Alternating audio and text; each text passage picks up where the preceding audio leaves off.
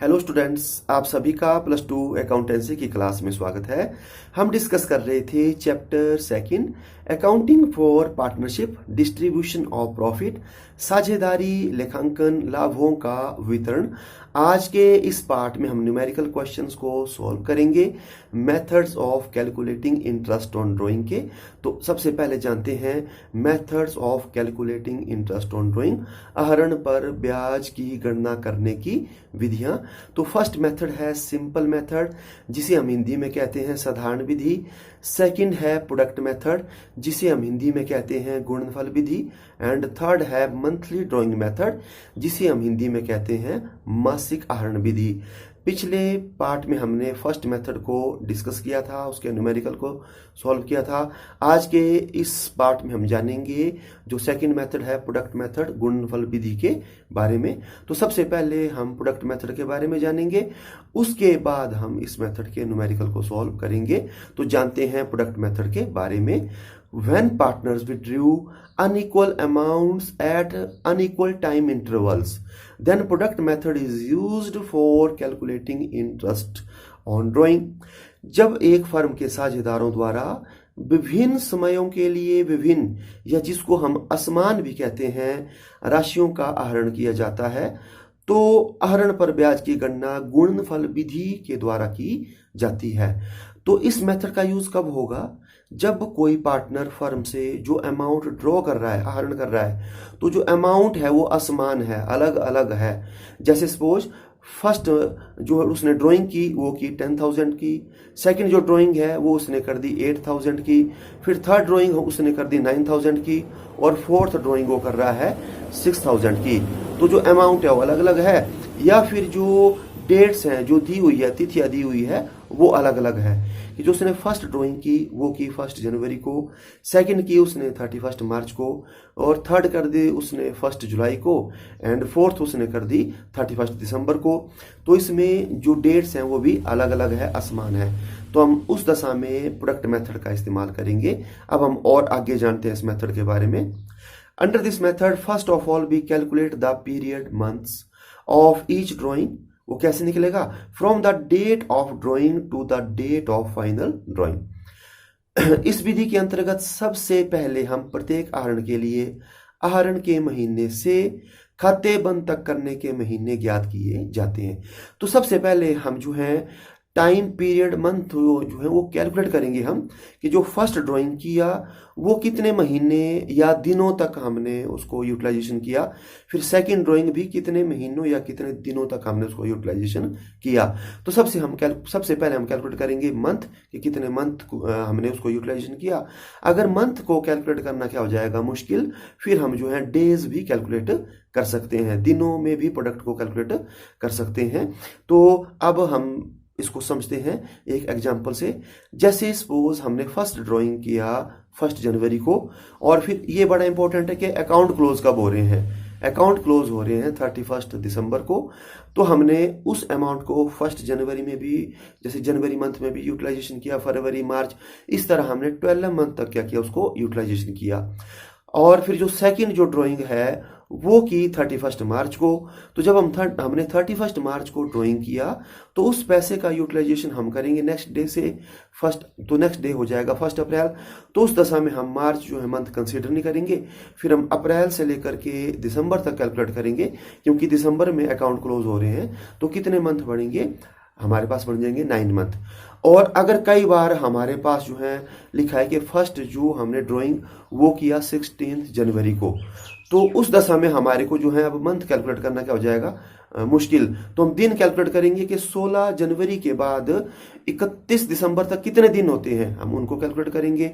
और जो नेक्स्ट जो ड्राइंग है वो कर दी हमने 22 मार्च को, तो 22 मार्च के बाद 31 दिसंबर तक कितने दिन होंगे उनको हम कैलकुलेट करेंगे। तो पहली बात जो है वो हमने या तो महीने कैलकुलेट करने या तो दिन कैलकुलेट करने, कितने दिनों या महीनों तक हमने यूटिलाइजेशन किया। अब आगे क्या करेंगे? After that each amount of drawing is multiplied by its period, therefore the different product are added. और फिर आहरण की राशि को आहरण के महीनों से गुणा करके गुणनफल ज्ञात किया जाता है। फिर हमने जो महीने और दिन निकाले हैं उनको हम ड्राइंग से जो जो जो ड्राइंग का अमाउंट है उससे हम मल्टीप्लाई करेंगे और हमारे पास फिर प्रोडक्ट कैलकुलेट हो जाएगा। अगर हमने 4 टाइम जो है ड्राइंग किया है तो हमारे पास 4 जो है 4 बार जो है प्रोडक्ट आ जाएगा।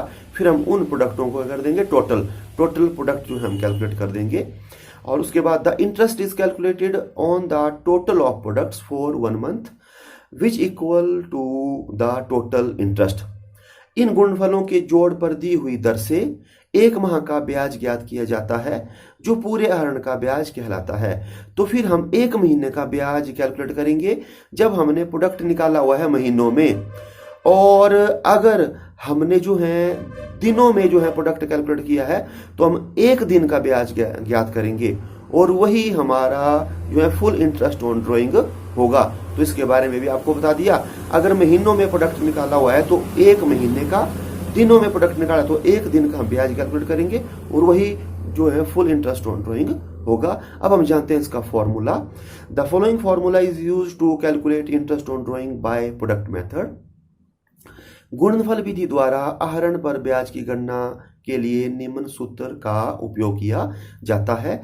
तो interest on drawing is equal to total product multiplied by rate of interest divide by 100 multiply by 1/12। तो 1/12 हम तब करेंगे जब हमने क्या किया है, जो प्रोडक्ट है वो महीनों में निकाला है, क्योंकि हम 1 महीने का निकालेंगे वही पूरा इंटरेस्ट ऑन ड्राइंग होगा। और जब हमने प्रोडक्ट को निकाला है दिनों में तो ये फार्मूला होगा total product multiply by rate of interest divide by 100 multiply bye 1/365, क्योंकि हम 1 दिन का निकालेंगे। ठीक है, तो जब हम 1 दिन को निकालेंगे तो नीचे कितना आ जाएंगे 365 डेज। अगर लीप ईयर है तो वहां पर हम 366 डेज लिखेंगे। तो अब हम समझते हैं न्यूमेरिकल से। तो देखते हैं numerical first. Ram is a partner in A firm. He withdrew the following amounts during the year ended on 31 दिसंबर 2020। तो राम एक फर्म में साझेदार है। उसने 31 दिसंबर 2020 तक जो जो ड्राइंग किया है वो आपको नीचे दिया गया है। तो देखते हैं राम्स की ड्राइंग्स। तो फर्स्ट जो ड्राइंग है वो उसने किया अप्रैल 1 2020 को 2000 रुपीज का, और नेक्स्ट जो ड्राइंग है वो किया अप्रैल 30 2020 को 1000 रुपीज का, और थर्ड जो है ड्राइंग वो कर दिया उसने जुलाई 1 2020 को 1000 रुपीज का, और जो लास्ट ड्राइंग है वो किया दिसंबर 1 2020 को 1600 रुपीज का। अब आपको क्या कहा है, interest on drawing at the rate of 10% per annum calculate interest on drawing. तो आपको कहा है कि जो ब्याज की दर है वो 10% है, और आपको कहा है कि इंटरेस्ट ऑन ड्राइंग को कैलकुलेट करो। तो इसको हम देख लो कैसे सॉल्व करेंगे। तो सबसे पहले हम लिखेंगे calculation of interest on drawing. तो इंटरेस्ट ऑन ड्राइंग को कैलकुलेट करने से पहले हमारे को प्रोडक्ट कैलकुलेट करना पड़ेगा टोटल। तो इसके लिए हमारे को टेबल बनाना पड़ेगा। तो सबसे पहले हम बनाएंगे टेबल। तो टेबल में फर्स्ट कॉलम हो जाएगा डेट का। तो डेट में हम वो डेट लिखेंगे जो हमारे को क्वेश्चन में दी हुई है। तो आप देख सकते हैं हमने पहले लिखा है अप्रैल 1 2020 जो हमारे को क्वेश्चन में गिवन है, फिर अप्रैल 30 2020, जुलाई 1 2020 एंड दिसंबर 1 2020। इसके बाद जो नेक्स्ट कॉलम है वो हमारा हो जाएगा अमाउंट का। तो इसमें भी हम वो अमाउंट लिखेंगे जो हमारे को क्वेश्चन में दिया है, जो पार्टनर ने ड्राइंग किया है। तो सबसे पहले 2000 है, फिर 1000, फिर 1000, फिर 1600। इसके बाद जो थर्ड कॉलम है इसको हम कैलकुलेट करेंगे। तो ये है हमने या तो महीने कैलकुलेट करने या तो दिन। ठीक है, तो अगर इजीली तरीके से महीने कैलकुलेट हो जाए तो हम महीने ही कैलकुलेट करेंगे। तो फर्स्ट जो ड्राइंग है वो की है अप्रैल 1 को, और अकाउंट जो है क्लोज हो रहे हैं 31 दिसंबर को। तो हमने इस अमाउंट को अप्रैल महीने में भी यूज किया, मई में भी, जून में भी, ऐसा हम दिसंबर तक कैलकुलेट करेंगे तो हमारे पास आ जाएंगे 9 मंथ्स। ठीक है, अब नेक्स्ट जो ड्राइंग है वो की है हमने अप्रैल 30 को। तो इसमें हम अप्रैल मंथ को कैलकुलेट नहीं करेंगे क्योंकि यूटिलाइजेशन उसका हो जाएगा नेक्स्ट डे से। तो नेक्स्ट डे चल पड़ेगा हमारे पास नेक्स्ट मंथ। तो अप्रैल के बाद मई, तो मई से हम जब दिसंबर तक कैलकुलेट करेंगे तो हमारे पास कितने आ जाएंगे 8 मंथ आ जाएंगे। और वैसे ही थर्ड जुलाई 1 से हम दिसंबर तक कैलकुलेट करेंगे तो 6 मंथ। और लास्ट जो ड्राइंग है वो हमने किया दिसंबर 1 को, और दिसंबर 31 को क्लोज हो रहे हैं तो यहाँ आ जाएगा 1 मंथ। फिर हम क्या करेंगे, जो हमने मंथ निकाले हैं इनको हमने जो अमाउंट ड्राइंग किया है उससे हम मल्टीप्लाई करेंगे। जैसे 2000 को मल्टीप्लाई किया 9 से तो 18,000। वैसे ही नेक्स्ट जो है आ जाएगा 1,000 को मल्टीप्लाई 8 से तो 8,000, फिर 1,000 को मल्टीप्लाई 6 से तो 6,000, फिर 1,600 को मल्टीप्लाई करेंगे हम 1 से तो 1,600 आ जाएगा। फिर हम इनका टोटल करेंगे तो हमारे पास टोटल प्रोडक्ट आ जाएगा 33,600। तो हमने प्रोडक्ट कैलकुलेट कर दिया। अब हम जो है फॉर्मूला लगाएंगे इंटरेस्ट ऑन ड्राइंग का, total product multiply by rate of interest divide by 100 multiply by 1/12। तो अब वैल्यू को पुट करेंगे तो 33,600 मल्टीप्लाई बाय 10/100 मल्टीप्लाई बाय 1/12, तो हमारे पास 280 ये आ जाएगा इंटरेस्ट ऑन ड्राइंग। ठीक, अब हम देखते हैं एक और question number 2। Gopal is a partner in A firm, he withdrew the following amounts during the year ended on 31 दिसंबर 2020। तो गोपाल साझेदार है एक फर्म में और गोपाल ने 31 दिसंबर 2020 तक जो अमाउंट निकाला हुआ है वो आपको नीचे दिया गया है। तो देखते हैं, फर्स्ट उसने निकाला जनवरी 31 2020 को 6,000 का, नेक्स्ट जो है मार्च 31 2020 को 4,000 का, नेक्स्ट जो है जुलाई 1 2020 को 7,000 रुपीज़ का, और नेक्स्ट जो है नवंबर 1 2020 को 10,000 का, और लास्ट जो ड्राइंग है वो की है उसने 31 दिसंबर 2020 को 5,000 की। Interest on drawing is to be charged at the rate of 15% per annum. Calculate interest on drawing. तो जो आहरण पर ब्याज है वो उससे चार्ज किए जाना है 50%, और आपको बोला हुआ है कि आप कैलकुलेट करो इंटरेस्ट ऑन ड्राइंग। तो करते हैं उसको सॉल्व। तो सबसे पहले हम लिखेंगे calculation of interest on drawing, फिर उसके बाद फिर वही हमने जो है प्रोडक्ट को कैलकुलेट करना है तो टेबल बनाएंगे। तो टेबल में सबसे पहले डेट्स, तो जो डेट्स मतलब आपको ऊपर दी हुई है जैसे जनवरी 31, मार्च 31, जुलाई 1, नवंबर 1, दिसंबर 31, और फिर हम ईयर लिख देंगे 2020, और अमाउंट वही जो हमारे को ऊपर दिया हुआ है 6,000, 4,000, 7,000, 10,000 एंड 5,000। अब यहाँ से हमारा क्वेश्चन स्टार्ट होगा कि हम कैलकुलेट करेंगे मंथ। तो फर्स्ट जो ड्राइंग है वो हमने की 31 जो आपका जनवरी है उसको अकाउंट क्लोज हो रहे हैं आपको ऊपर दिए हैं 31 दिसंबर को, तो इसमें हम जनवरी महीना कंसिडर नहीं करेंगे। जब हम फरवरी से जो 31 दिसंबर तक कैलकुलेट करेंगे तो हमारे पास आ जाएंगे 11 मंथ। और वैसे ही मार्च 31 को हमने नेक्स्ट जो है ड्राइंग की, तो मार्च महीना इसमें भी कंसिडर नहीं होगा। तो अप्रैल से जब हम काउंट करेंगे कहाँ तक, जो हमारा दिसंबर है 31 तक, तो इसमें आ जाएंगे 9 मंथ। वैसे 1 जुलाई से हम कैलकुलेट करेंगे दिसंबर तक तो 6 मंथ, फिर नवंबर से जब हम कैलकुलेट करेंगे तो 2 मंथ, और दिसंबर 31 को हम कर रहे हैं तो इसमें हमारे पास कोई भी मंथ नहीं आएगा। फिर हम मल्टीप्लाई करेंगे जो अमाउंट ड्रॉ किया मंथ से, तो हमारे पास आ जाएगा पहले 66,000, फिर 36,000, फिर 42,000, फिर 20,000, और लास्ट में आएगा नील।